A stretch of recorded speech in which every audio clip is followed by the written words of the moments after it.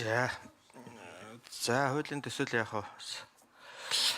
босоо тогтолцоо хэвтээрөө тодорхой төвшин зарим агентлагуудыг шилжүүлэх гэсэн ийм гол агуулга зүйл байж байгаа. За энэ 7 байгууллагатай холбоотой одоо засгийн газрын гишүүдээс нь та холбогдох одоо саналуудыг нэгдүгээрт авсан уу гэдэг асуудлыг асууя. За хоёрт бол ер нь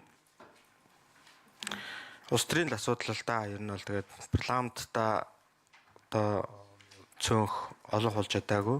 За орон нутагт одоо ялтай болсон тохиолдолд эдгээр зүйлүүд л бол ямар ч цаг үед л яригдчихсэн л зүйл байгаа даа. Гэхдээ яг амьдрал дээр бас бодит зүйлүүд гарч исэн юм аа.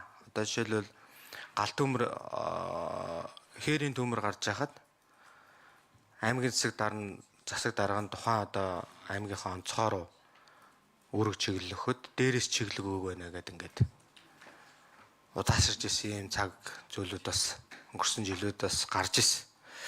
Тэгэхээр энэ ажлын уялдаа юмнууд ер нь холбогддог юм болов уу гэдэг агуулга. За одоо ингээд энэ хууль өөрчлөлт орчин. За тэгээд эдгээр 7 байгууллага энэ томилгоо бол яах вэ? Аймгийн засаг дарганы томилоо тэгээд одоо явдгийм байж. Ерөнхий одоо засгийн газартайгаа бол одоо аймгийн засаг дарга нь л одоо аймгийн төлөө харьцдаг юм чиглэл одоо явна гэж ойлгож байгаа зөв. Энэ дээр таас хой санаачлагч дараагийн асуудлыг яг юу гэж харж байгаа гэдэг дээр таас нэг тодорхой тайлбар хийж өгөөч гэсэн давчхан асуулт. Баярлалаа.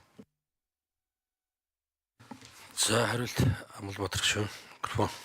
За засгийн газраас санал авсан. За энэ хууль маань мөн бас өнгөрсөн намар өргөн барьсан ийм хууль байгаа. Тэгээд засгийн газраас бол энэ онцгой байдал цагдаагийн хэв журам гэх зэрэгээр ийм тодорхой байгууллагуудыг бол одоо улсын бүртгэл стандарт статистикийг бол орон нутг руу одоо томилгооны эрх мэдлийг шилжүүлэх боломжгүй гэсэн хариу ирсэн. Яг тэр хүрээнд энэ одоо байгууллагууд бол ороогүй гэдгийг хэлээ.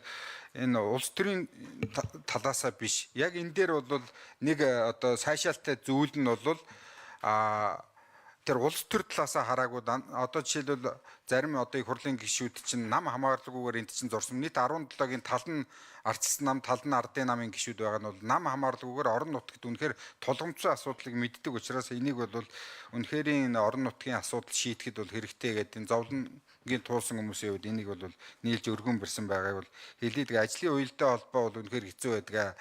Хөдөө орон нутаг чи бич тэр гишүүний хүн бич босоо томилгоотой гэл ингээл үнэхээр тал тийшээ арчдаг. Орон нутагт уг нь орон нутаг нэг зүг харах ёстой байтал чи энэ бол алдагдсан байдаг. За дээр нь таны асуусан асуултанд аймгийн засаг дарга бол төрийн төлөөлөл иргэдээсээ сонгогддог дээр нь ерөнхий сайд томилдог учраас иргэн төр хоёрын яг уулзах цэг учраас энэ аймгийн засаг дарга бол үүргээ хүлээгээд хариуцлага үүрээд явах юм боломжтой гэж ингэж харж байгаа.